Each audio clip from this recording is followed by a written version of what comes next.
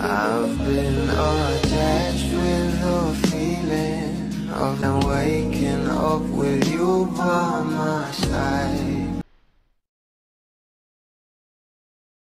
Pinag-uusapan na nga guys ang post na ito ni Direk Dwayne na kung saan ay nakita nga rito itong ating couple at talaga namang meron ngang pa-bouquet of flowers itong ating Donnie Pangilinan dahil talaga namang ligawan era na nga ro ito sa How to Spot a Red Flag na ayon nga sa kanila, I can't wait for the episode where Matt tells Chad that he likes her because what is this bouquet of flowers? Cameo na naman si Donnie na grabe nga talaga ang kilig rito ng mga bula.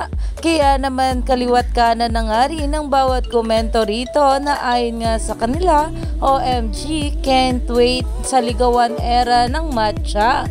May pa-cameo na naman si Donnie for sure dahil talaga namang hindi nga raw ito si Matt kundi si Donnie talaga at talaga namang kitang-kita nga kung gaano ka-in love itong ating Donnie sa kanyang Tink. Kaya naman umani pa nga ito ng maraming komento at pinag-uusapan na.